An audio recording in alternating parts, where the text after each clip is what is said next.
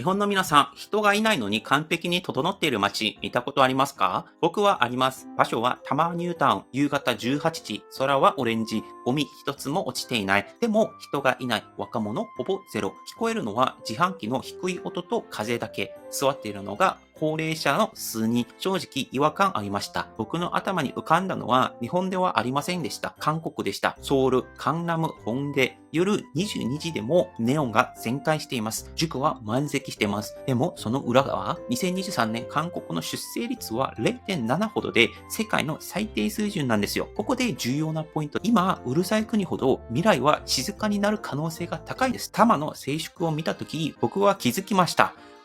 今これは日本を見てるんじゃない。韓国の未来を日本が先に見せていると。さらに僕はその中で韓国の危機も一緒に見えてきました。今日はその話を4つに分けて話します。一つ目の話は、まず静粛だった郊外を見てみよう。日本の郊外地とか地方都市を見ていると、一言で言うと、完成されたロゴの街と言えるかもしれません。公園に行ってみると、遊具は新品で、花壇は完璧に管理されている。街は綺麗で、治安も良いです。すべてが整っていますね。ただし、子供、若者の姿は正直、高齢者の割合と比較してみれば少なかったです。ここがポイントなんですね。街、生活基盤は完成している。でも人口構造が昔とは違った様子を見せている。この構図、実は韓国でリアルタイムで起きています。ドンタンという都市だったりとか、パンギョという都市だったりとか、韓国の代表的な新都市です。新築マンション、保育園、塾、カフェ、全部揃っています。子育て前提で設計された街なんですね。2010年代は子供だらけでした。今、小学校の統合、配合が始まっています。いわゆるポスト校、生徒不足で機能しない学校というのは韓国のあちこちでできているんですよ。数字で見ていると分かりやすくて、韓国の学生数は2000年に810万人でした。しかし、2025年には511万人なんですよ。約300万人が減っていったんですね。30%、40% も減少している。さらに分かりやすい仕様があります。ペットです。子供を育たなくなった人たちがペットを育てているんですね。韓国のペット市場は今約6000億円規模らしいです。ここ10年で急拡大しました。というのも、子供を持つコストがペットを飼う満足度より低くなっている。街は子供が増える前提で作られたのに、子供は増えなくなって、その分ペットがいるっていうのが、最近の韓国の事情なのかなというふうに思います。人がいなくなるわけであります。もっと深刻な話があります。日本はですね、約50年かけて出生率が下がっていきました。1973年の出生率は約 2.1、2023年の出生率は約 1.2 です。一方、韓国は2015年に 1.24 でしたが、2023年には 0.72 になっています。わずか8年で約4割が減少しています。さらに出生数も見てみると、2016年には約40万人でした。2025年には約25万人になりました。なぜここまで落ちていったのか。答えはシンプルで、結局は一人一人が合理的に考えた結果ですね。まず教育費。韓国は塾の依存度が非常に強いです。英語、数学、プログラミング全部やるんですね。結果、世帯所得の2割以上が教育費というケースも普通にあります。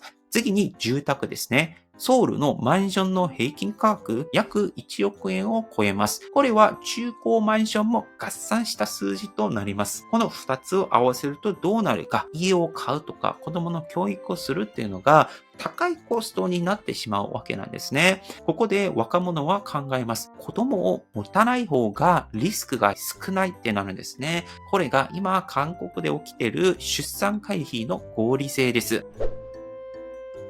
じゃあ3番目の話、韓国の構造的な大変さがあるという話をしていきます。このまま進むと何が起きるのか、ここで日本と韓国の決定的な違いが出てきます。まず日本、高齢者の比率が約3割ほどでして、これはすでに世界最高水準になっています。それでも社会は回っていると思うんですね。それはなぜか準備期間が長かったからかもしれません。日本は1970年代からゆっくりと高齢化していきました。その間に年金、医療、介護、この3つを段階的に準備してきたんじゃないかなと思います。さらに重要なのは、では韓国はね、ちょっと厳しいんですね。というのも、スピードが違うんです。2000年に高齢者社会というのに入りました。これは高齢者の割合が 7% の時に言えるものです。そして高齢社会、これは高齢者の割合が 14% の時に言う言葉ですが、これは2017年でした。そして超高齢社会、これは高齢者の割合が2割を超える時に言う言葉ですが、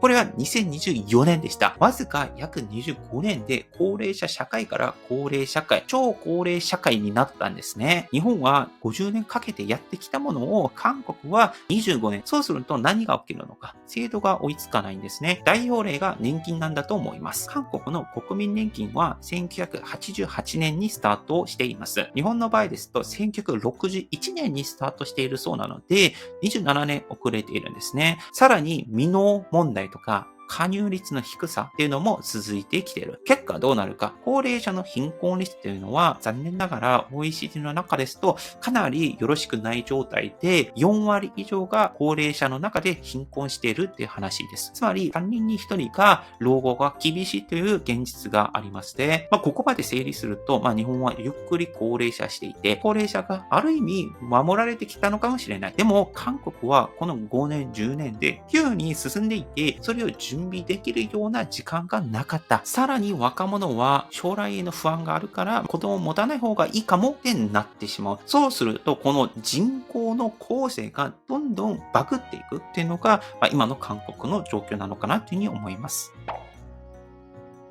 最後4番目、韓国の生存戦略どうなるのか。もちろんね、逆転の余地はあると思うんです。ただし考え方を変えないといけないんだと思うんですね。ヒントはすでに日本が出しているのかもしれません。最近の日本を見ていると、外国人の僕からしたら、こういう戦略があるかなと思うんですね。出生率を無理に上げることはしない。無理に上げることはとても厳しい。その分、社会を縮小する前提で適応させるっていうのがあるかもしれません。例えば、地方では人口減少を前提にコンパクトなシティを作る、インフラとか医療、交通を集約させることで、人が減っても回る設計に変更しているんじゃないかなって、これは現実的な戦略なんだというふうに思います。一方で韓国はまだ迷っている段階なんだと思います。だって急に来たんですから、どうすればいいのか、まだ分かりづらい状況なんですね。韓国は毎年数百億円、数千億円規模で少子化対策をやってはいますが、残念ながら出生率は0.7、最近ちょっと上がって 0.8 前後になっているそうですが、昔みたいに1とか 1.3 まで上げることはまだまだゴールが見えてきていないように思います。というのも、また韓国はいろいろ試行錯誤をしていて、今の段階ですと子供を増やすことが目的になっていると思うんですね。でも、本質はちょっと違うかもしれないと思っていて、子供を持つと損になる社会構造を変えない限りは、数字は動かないんだというふうに思います。僕も言うのは簡単なんですけれども、僕なんかにはいい施策出せないんですけども、なんとなく子供を持つと損になる構造を変えないといけないんだなと思っています。具体的には、例えば、労働時間、日本もちょっと大変な状況だと思うんですが、韓国も大変な状況でして、家にいる時間が少ないから家庭が成立しにくい。教育コスト、お金たくさんかかるよね。家の値段をなんとかしないと、子供を持つって大変な選択なんですね。ここまで聞いて、できるのって思った方いるかもしれないんですけれども、僕は韓国人ですから、韓国の規模あるとしたら、変化の速さ、韓国はスピードを大事にしてる。スピードを速くしないと無理ってことがあって、例えば数年ごとに国家戦略が変わっていく。昨日はスマホを売ってたのに、今日は半導体を、明日は AI を売っていきたいと思っている国、そういうのが韓国かなというふうに思っていて、そういうスピードを社会設計に使う。それがうまくいってほしいなというふうに僕は個人的に思っています。そしてこれは韓国だけの話ではありません。世界で見ても人口は減る時代になりました。台湾、シンガポール、中国も少子化が進んでいるんですよ。大事なのはそこで減っても回る仕組みを作れるかどうか。この視点で見ると日本と韓国かなり面白い状況になっているというふうに思います。僕は多摩ニュータウンの静かな夕方を歩きながらこう思いました。あの静けさはもしかしたら未来への気づきなのかもしれません。はい。ということで今日の話は以上です。もしよかったら他の動画を見てください。以上パクでした。アニョン。